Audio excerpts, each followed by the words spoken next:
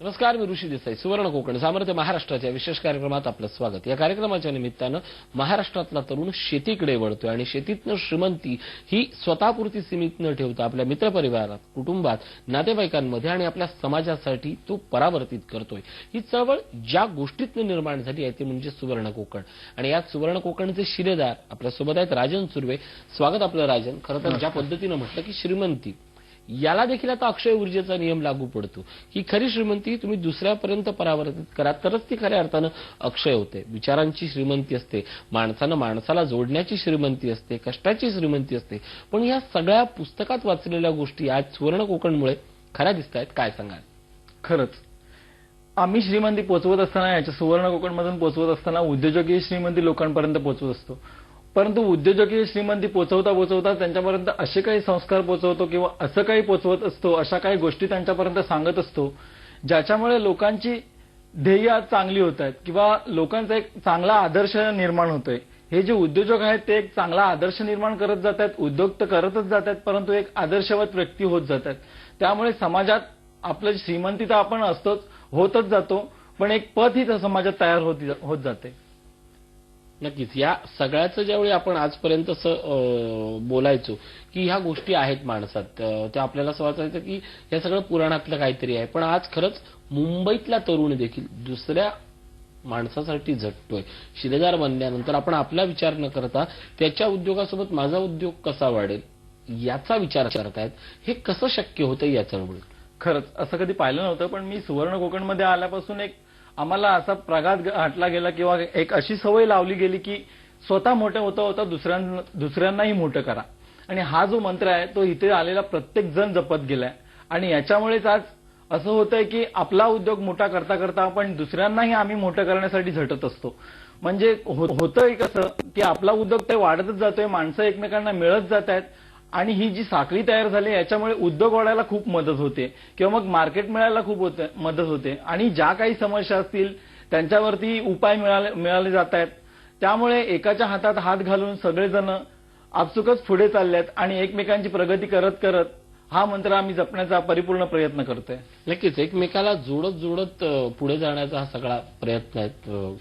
काही दिवसापूर्वी पनवेल येथे कार्यशाळा झाली. तुम्ही स्वतः त्यावेळी सूत्रसंचालक होता. कसा होता अनुभव? काय लोकांचं म्हणणं होतं? सकाळी 9 वाजता आणि ज्यावेळी कार्यशाळा संपली त्यावेळी दोन्ही त्या डोळ्यातले भाव कसे होते? आम्ही या कार्यशाळेच्या इथे जिथे पोहोचलो तर मी रिक्षाने चाललो होतो. तर रिक्षावाला मला 7:30 वाजता सकाळी सांगत होता की साहेब तिकडे काय चाललंय, एवढं काय मोठं आहे, मी आतापर्यंत 10 भाडे मारलेत तिकडे. तर त्यावरून मला लक्षात आलं की आता मला पुढे जाऊन किती गर्दी पाहायला मिळणार आहे. आम्ही तिथे जेव्हा पोहोचलो तेव्हा मी पाहतोय तर तिथे 300 ते 350 लोक आलेले होते आणि कार्यशाळेचं टायमिंग होतं 9 वाजता. त्यामुळे आम्ही पूर्वतयारी करत असतानाच लोकांचे एवढे लोंढे वाढले होते तिथे की लोक 9च्या आधीच आतमध्ये घुसायला पाहत होते.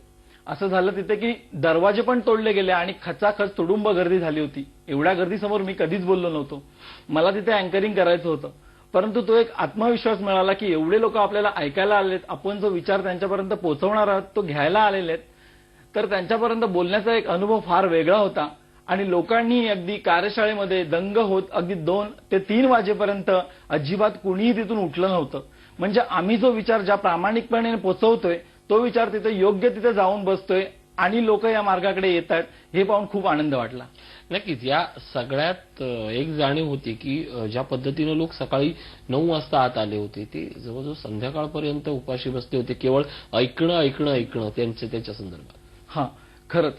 कारण लोक 9 वाजता आले होते. असं मला वाटतं की 7-7:30ला येणारे नाश्ता करूनही आले नसतील, परंतु 9 वाजता आल्यानंतर ते अगदी 3 वाजेपर्यंत, कार्यशाळा 2 वाजेपर्यंत होती तरी 1 तास त्याच्यामध्ये वाढला.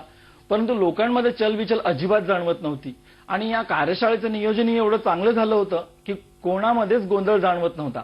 त्यामुळे लोक फक्त जे समोर चाललं होतं ते ऐकून घेत होते आणि त्याला उत्तम असा प्रतिसाद अगदी शेवटपर्यंत देत होते. त्यामुळे आम्ही कुठेतरी जे सांगायला प्रयत्न करत होतो आणि ते लोक ते समजून घेण्याचा प्रयत्न करत होते. त्यामुळे हा सुवर्ण कोकणचा जो विचार आहे तो जास्तीत जास्त लोकांपर्यंत अगदी चांगल्या प्रकारे पोहोचलाय आणि याच्यातून मला वाटतं आज असे बऱ्याच जणांचे फोन आले किंवा असे बरेच जण शिलेदार नव्याने आमच्या परिवारामध्ये दाखल झालेत. नक्कीच शिलेदार दाखल झाले त्याच्यावरूनच मला दोन फार मोठा डिफरन्स विचारायचा आहे. पहिल्या कार्यशाळा व्हायच्या त्यावेळी सतीश सर बोलायचे, वक्ते बोलायचे आणि मग कुठेतरी अश्वमेधचे शिलेदार कोण कोण बनणार याचं आपण आवाहन करायचो, ते फॉर्म सबमिट केलं जायचं. आज मात्र हे काहीच आवाहन करावं लागत नाही, स्वतःच लोक काउंटर लावून फॉर्म भरतात. ती जाणीव निर्माण झाली आहे याबद्दल. खरंच पहिल्यांदा मी जेव्हा शिलेदार झालो तेव्हा असे महिन्याला एवढे काही जास्त शिलेदार नाही व्हायचे. जे काही ठराविक लोक अगदीच खरंच काही करण्याची इच्छा आहे किंवा ज्यांना खरंच काही कळलंय तेच लोक येऊन शिलेदार होत होते. परंतु आज सुवर्ण कोकणच्या अगदी त्या हप्त्याला कार्यशाळा होत आहेत आणि या कार्यशाळेतून अगदी जास्त प्रचार न करता फक्त चॅनेलवरून कुठे आम्ही बोलत असतो तेवढंच, मग जास्त प्रचार न होता लोकांपर्यंत हे सगळं पोहोचतंय आणि लोक अगदी लोंढे गर्दी करून येत आहेत आणि गर्दी करून येत असताना या कार्यशाळा फुल होत आहेत आणि त्या लोकांना आता कुठे जाणीव व्हायला लागले की खरंच अगदी कृषीपूरक उद्योग आहेत हेच शाश्वत उद्योग आहेत. याच्यातून आपल्याला बरीच श्रीमंती गाठता येतील किंवा आपल्या मातीशी नाळ जोडली जाईल आणि आपण जे कमवू ते लोकांसाठी त्याच्यापासून फायदा तयार करता येईल. त्यामुळे लोक इकडे खेचली जात आहेत आणि आज पहिली जी एक 10-12 शिलेदार व्हायचे होते महिन्याला, आज ते हप्त्याला 100 ते 200 शिलेदार होत आहेत. नक्कीच या सगळ्याचा अनुभव म्हणजे पनवेलची कार्यशाळा. या पनवेलच्या कार्यशाळेतले अनुभव काय शेअर करशील? पनवेलच्या कार्यशाळेबद्दल सांगताना मी असा म्हणजे अँकरिंग करत असताना लोकांशी पण बोलत होतो, परंतु मला असं पहिल्यांदाच जाणवलं की आता जी महाडची दुर्घटना झाली आहे, पूल तुटला आणि बरेचसे जण लोक हे गेले, वाहून गेले. तशीच काहीसे आपला कोकणाबद्दल विचार केला तर कोकणातल्या तरुणांचा किंवा तरुणांच्या अपेक्षांचा पूलही असाच तुटलाय. आपण कुठेतरी गटांगल्या खातोय आणि आपल्याला काही अजून ध्येय सापडलेलं नाहीये. आपणच आपल्याला शोधण्याचा प्रयत्न करतोय या पुरामध्ये आणि हे शोधत असताना आपल्याला अजून नक्की काही सापडलं नाही. परंतु सुवर्ण कोकणच्या एक या विचाराने असे बऱ्याच जणांना, रायगडवासियांना किंवा कोकणवासियांना किंवा मग तिथे ज्या कार्यशाळेला उपस्थित होते त्यांना एक आशादायी चित्र दिसलं असेल किंवा दिसलं, हे त्यांच्या डोळ्यातून, हे त्यांच्या बोलण्यातून मला जाणवत होतं. प्रत्येकाशी बोलताना असं वाटत होतं की खरंच काय हे आम्ही उद्योग करू शकतोय किंवा आपल्या कोकणात ह्या उद्योगांना तेवढासा मान नाहीये किंवा महाराष्ट्रात तेवढासा मान नाहीये. शेळी कुणी पाळावी न शिकलेल्यांनी किंवा मग गोपालन कुणी करावं न शिकलेल्यांनी, शिकलेले तर नोकरीच्या मागे धावतायत. मग हे आम्ही करू शकतो का, हे एक विश्वास जागवण्याचा प्रयत्न सतीश सरांनी अगदी उत्कृष्टरित्या केला आणि मग कार्यशाळेनंतर लोक जात असताना त्यांच्या डोळ्यात, त्यांच्या चेहऱ्यावर एक अगदी समाधानाचे भाव दिसत होते. नक्कीच हे समाधानाचे भाव केवळ कार्यशाळा किंवा शिकून येत नाही तर मी काहीतरी करू शकतो. आज मुळात आपण त्यांना ज्ञान देऊ शकतो पण त्यांच्यात मूळ गोष्ट आहे ती म्हणजे हरवलेला आत्मविश्वास. या एका कार्यशाळेने म्हणजे आता पनवेलची कार्यशाळा आहे, आता पुढे 15 ऑगस्टची कार्यशाळा असणार आहे मुंबई येथे. मोफत कार्यशाळेत नेमका हाच आत्मविश्वास तुम्हाला दिला जातो त्याबद्दल? नक्कीच सतीश सर, थोडंसं असं बघायला गेलं तर मी शिवाजी महाराजांशी त्यांची तुलना करणार नाही पण शिवनीतीने थोडेसे चालणारे आहेत. शिवाजी महाराज जसे अस्मिता जागवत होते, जसे त्यांचा स्वाभिमान जागवत होते आणि लोक लढायला तयार होत होते, काहीसं त्याच अर्थाने सतीश सर सुद्धा लोकांमध्ये एक आत्मविश्वास, त्यांची जी निद्रिस्त झालेली आहे तो स्वाभिमान किंवा मग चेतना देत होते, ऊर्जा देत होते आणि लोकांना कुठेतरी विश्वास वाटत होता, कुठेतरी या बोलण्यावर एक विश्वास होत होता की खरंच हे होऊ शकतं, आपल्यामध्ये तेवढी ताकद आहे. परंतु आपण या गोष्टीचा कधी पुढे जाऊन विचार केलेला नाहीये, पण आपण हे करू शकू, अगदी इझी आहे, आपण मी श्रीमंत होऊ शकू जर हे सगळं करत असू तर या सगळ्या बोलण्यातून सतीश सरांच्या मार्गदर्शनातून एक विश्वास लोकांचा वाढत जातोय आणि ह्या कार्यशाळेकडे येणारे लोंढे वाढत जात आहेत. नक्कीच कार्यशाळेकडे येणारे लोंढे वाढत जातात आणि तेवढ्याच पद्धतीनं लोक व्यवसायात उतरतात. ही सगळ्यात महत्वाची गोष्ट आहे, कारण शिकणं, कार्यशाळा अटेंड करणं, सर मी तुमच्या सोबत आहेत, अश्वमेधचे फॉर्म भरणं हे या कार्यक्रमाचं यश नाहीये, तर त्यांनी स्वतःचा व्यवसाय सुरू करणं, ही संख्या वाढत चालली आहे. त्याबद्दल खरंच पहिल्यांदा जेव्हा आम्ही शिलेदार झालो त्यावेळी तेवढेसे उद्योजक नव्हते, त्यामुळे असं काही चित्र दिसत नव्हतं. पण आजचं चित्र असं आहे की लवकरच महाराष्ट्रात हरित क्रांती होईल असंही आता वाटायला लागलंय. कारण बरेच जण येणारे शिलेदार हे त्यांना खरंच काहीतरी करायचंय आणि जे येत आहेत ते अगदी 1-2 महिन्यामध्ये आपल्या उद्योगाला सुरुवात देखील करतायत. त्यामुळे असं आशादायी चित्र होतंय की आपण जो विचार पोहोचवतोय, ज्या प्रामाणिकपणे त्याने पोहोचवतोय, जो हेतू ठेवलाय, जे साध्य आम्हाला साधायचंय त्या दृष्टीने प्रत्येक शिलेदार काम करतोय आणि त्यांना काम करण्यासाठी सुवर्ण कोकण सर्वोपरी मदत करते, त्यांच्या पाठीशी राहते. त्यामुळे एखादा नवीन उद्योग करायचा असेल तर त्यासाठी बरेचसे शिलेदार तयार होत आहेत. वेगवेगळे उद्योग, वेगवेगळी माहिती घेऊन सुवर्ण कोकणच्या माध्यमातून करत चाललेत. हा प्रवास स्वप्नांचा, हा प्रवास आहे स्वप्नपूर्तीचा, हा प्रवास आहे स्वतःला शोधण्याचा, हा प्रवास आहे स्वतःला शोधलेलं इतरांना देण्याचा. राजनच्या बोलण्यातनं या सगळ्या गोष्टी येतात. राजन केवळ शिलेदार नाहीये, राजन आज दुसऱ्यांसाठी दिशादर्शक बनतोय. ज्या ध्येयानं, ज्या प्रेरणेनं तो स्वतः चळवळीकडे ओढला गेला होता, त्या सगळ्या चळवळीकडे आता तो इतरांच्या नजरेनं पाहतोय, किंबहुना ही चळवळ तो इतरांपर्यंत पोहोचवतोय. राजनच्या स्वप्नांचा, राजनच्या यशाचा आणि राजनच्या या सगळ्या सुवर्ण कोकण बद्दलच्या भावनांचा वेध असाच घेणार आहोत. एका छोट्याशा ब्रेक नंतर पाहत राहा सुवर्ण कोकण, सामर्थ्य महाराष्ट्राचे.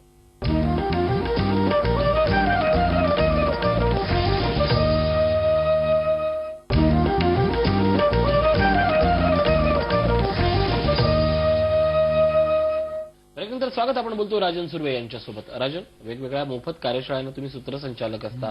मुळात अनेकांचा प्रश्न असतो की मोफत कार्यशाळेत नेमकं काय शिकवलं जातं, तिथे वक्ते कोण असतात आणि श्रीमंती कशा पद्धतीनं उलगडून दाखवली जाते. मोफत कार्यशाळांमधून गर्दी पण खूप असते. या कार्यशाळेमध्ये असं सांगितलं जातं की जे उद्योगधंदे आहेत त्याबद्दल माहिती दिली जाते. त्याच्यामध्ये असे वक्ते कोण नसतात, परंतु जे सतीश सर आपल्याला मार्गदर्शन करत असतात आणि मग त्यातलेच कोणतरी जे उद्योजक असतात, जे जमलेले असतात, उपस्थितांपैकीच जे काही ठराविक उद्योग करत असतात, कुक्कुटपालन म्हणा, शेळीपालन म्हणा, गोपालन म्हणा, ह्या उद्योजकांना वरती घेतलं जातं, त्यांच्याकडून माहिती घेतली जाते आणि मग त्यांना जर समजा अधिक ज्ञान दिलं तर मग ते कशा प्रकारे जास्त पैसा कमवू शकतील, कशा प्रकारे श्रीमंतीकडे जातील याच्याबद्दल ही माहिती दिली जाते. आणि लोकांनाही सांगितलं जातं की जर हे यशस्वी आहेत तर मग तुम्ही ते उद्योग का नाही करू शकत आहेत, तुम्हीही सगळं करू शकताय, तुम्हालाही ते शक्य आहे, हा एक विश्वास लोकांमध्ये दिला जातो. आणि मग नंतरच्या कार्यशाळेत येताना लोकांनी ते सविस्तरपणे विषय शिकून जर तुम्ही हे सगळं केलं, ऑब्झर्व केलं, अंडरस्टँडिंग करून घेतलं तर मग हे सगळं तुम्हाला पुढे करता येण्याजोगं आहे, हा विश्वास आम्ही मोफत कार्यशाळेतून देत असतो. आणि लोकांनाही मग असं वाटून जातं की एक आत्मविश्वास येऊन जातो, खरंच जर आपल्यातलेच साधे माणसं हे सगळं करतायत आणि ते कुठेतरी आपल्यापर्यंत अजून पोहोचलंय नाही, परंतु आज पोहोचलंय, आपणही करू शकतो, हा एक विश्वास आलाय आणि हा विश्वास त्यांच्या चेहऱ्यावर दिसत असतो. नक्कीच हाच आत्मविश्वास, हा विश्वास सगळ्यात महत्वाचा असतो. कारण ज्या पद्धतीनं ही चळवळ पुढे जाते त्याचं सगळ्यात महत्वाचं कारण म्हणजे दिसणारे रिझल्ट, दिसणारे परिणाम. लोक आता उद्योगाबद्दल, पैशाबद्दल, श्रीमंतीबद्दल, बाजारपेठेबद्दल बोलतायत. पहिल्यांदा कसं व्हायचं, केवळ उत्पादक असायचे, पण आता थेट बाजारपेठेच्या गोष्टी यात येतात. अगदी कुणाल पाथरे पनवेलच्या कार्यशाळेत होते, त्यांनी हीच गोष्ट सांगितली की 5 लाख कमवण्याची किंवा 5 लाख टर्नओव्हर असण्याची जी किमया काय ही तुम्ही करू शकतो. कॉन्फिडन्स हा मूव्ह होतो याबद्दल. बरं, कॉन्फिडन्स हा मूव्ह होतोय. कारण 5 लाख असावं किंवा 50,000 असावे हे कमवण्याची आपण कधी विचार केला नव्हता, एवढं सगळं आपण कमवू शकतो. परंतु या कार्यशाळेतून हाच एक विश्वास दिला जातो की 50 लाख असो किंवा 1 लाख असो, 50,000 असो, हे आपण मंथली किंवा 15 दिवसामध्ये सुद्धा कमवू शकतो. आणि कसे कमवू शकतो, अगदी अल्प मेहनत करून, अल्प श्रमामध्ये हे सगळं, अल्प भांडवलामध्ये हे सगळं मिळू शकते. परंतु जर नियोजन आपलं योग्य असेल, आपला मार्ग योग्य असेल आणि या सगळ्या गोष्टींची सुवर्ण कोकण वेळोवेळी मदत करतच असतं.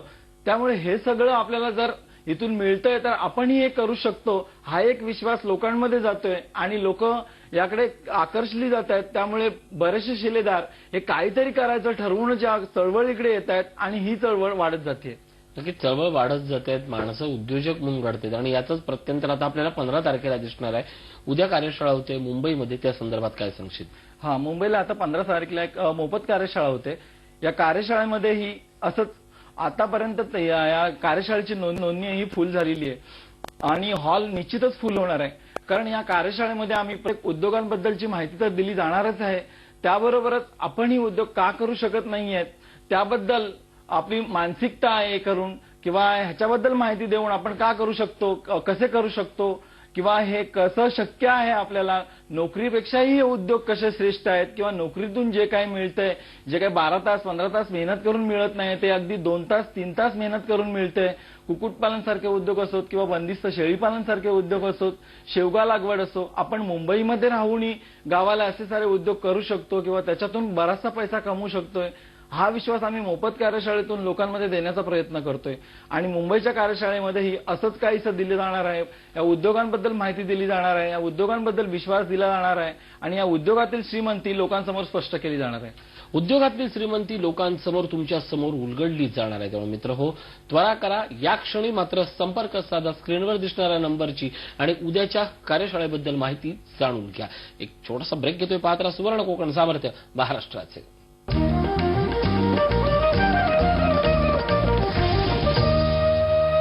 ब्रेकनंतर स्वागत. आपण बोलतोय राजन सुर्वे यांच्यासोबत. राजन, ज्या पद्धतीनं कार्यशाळेत सगळ्यात महत्वाची गोष्ट असते ते म्हणजे सतीश सरांचं स्पीच. या स्पीचमधनं तुम्ही तुमच्यातला आत्मविश्वास, तुमची श्रीमंती आणि तुमची स्वप्न, तुमचं आभाळ हे उलगडून दाखवलं जातं. या सगळ्या बोलण्याचा मासवर होणारा परिणाम हा किती जबरदस्त असतो. खूपच जबरदस्त असतो. कारण प्रत्येक कार्यशाळेत मी सतीश सरांच्या बरोबर असतो आणि सतीश सर बोलत एकदम माईक त्याने हातामध्ये घेतला, लोकांमध्ये एक उत्सुकता असते. कारण लोक जी 24 तास असतात ते प्रत्येक वेळी सतीश सरांचं मार्गदर्शन पाहत असतात आणि आज प्रत्यक्षात सतीश सर समोर येऊन बोलतायत म्हटल्यानंतर लोकांमध्ये एक उत्सुकता ताणली गेलेली असते आणि मी प्रत्येक वेळी त्यांच्या बाजूला असल्यामुळे ते पाहतच असतो. तर लोकांना हे ऐकायचं असतं. लोक ऐकण्यासाठी उत्सुक असतात की आज सतीश सर कशा प्रकारे पटवून देणार आहेत हे सगळं. आणि सतीश सर एकदा बोलायला लागले की ते जे पटवून देत असतात, ते जे स्टेजवरती दाखले देत असतात किंवा लोकांमधूनच जे दाखले दिलेले असतात तिथलीच उदाहरणं ते लोकांसमोर उभी करत असतात. त्याच्यातून एक लोकांना कळत जातं की खरंच हे शक्य आहे, हे आपणही करू शकतोय. लोकांच्या मधला विश्वास जागवण्याचा प्रयत्न सतीश सर करत असतात आणि तो विश्वास तिथल्या तिथे त्याचं उदाहरणही आम्हाला मिळत असतात. कारण लोक त्यांना प्रतिसाद देत असतात, उत्तम प्रतिसाद देत असतात. म्हणजेच लोकांपर्यंत ते विचार पोहोचलेले असतात आणि सतीश सर त्यांना जागृत करण्याचा प्रयत्न करत असतात. लोकही जागृत झालेली असतात. त्यामुळे त्यांच्यामध्ये एक विश्वास आलेला असतो की हे उद्योग सहज करण्याजोगे आहेत किंवा मग हे उद्योगांमध्येच सगळं काही आहे. आपण जे नोकरीच्या मागे पळतोय याच्यामध्ये काही नसून उद्योग हे आपल्याला श्रीमंत करू शकतील आणि सुवर्ण कोकणच्या माध्यमातून हे उद्योग आपल्याला सहज सोपे सुलभरित्या करता येतील याचा एक विश्वास लोकांपर्यंत जातोय. नक्कीच हा विश्वास लोकांपर्यंत जातोय. वेगवेगळ्या कार्यशाळेच्या माध्यमातून किंवा उद्या 15 ऑगस्टला जी कार्यशाळा मुंबईत होते त्या कार्यशाळेमध्ये ही डीव्हीडी आपण विक्रीस ठेवणार आहोत आणि या डीव्हीडीत सगळ्यात महत्वाची गोष्ट असते ती म्हणजे त्या विषयाचं ज्ञान असतं. पण प्रत्येक विषयातली श्रीमंतीबद्दल स्वतः सतीश परब सर बोलत असतात त्याबद्दल. खरंच डीव्हीडी ह्या खूपच मार्गदर्शक असतात.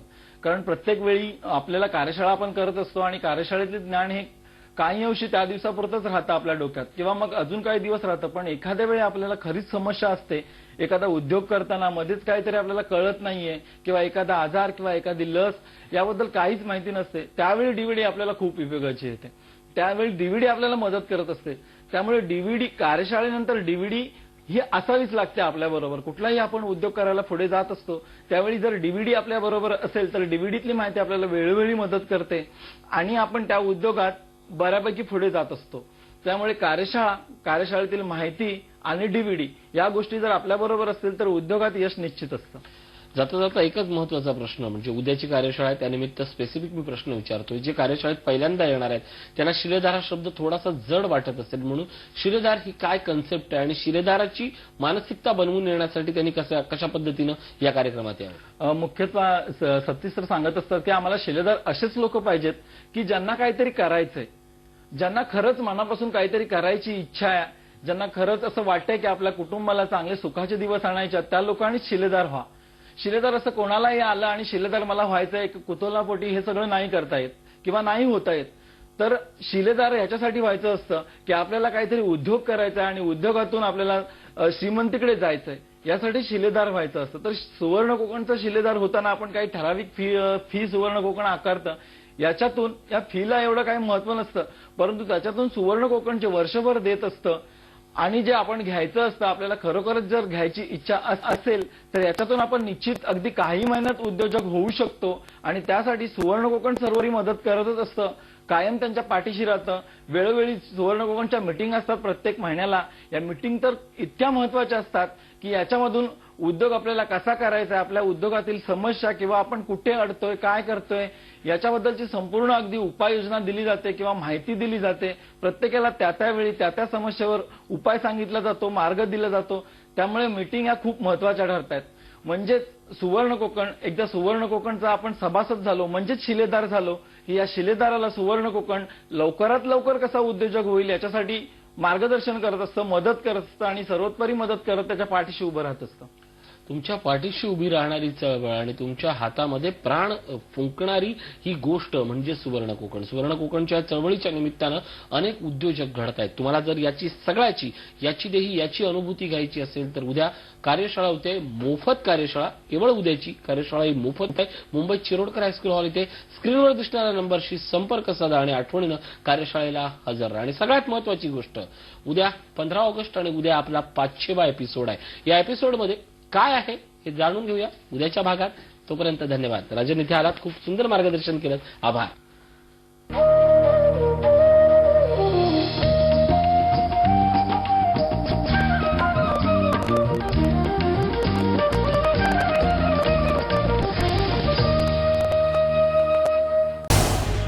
झी 24 तास रहा एक पाऊल पुढे.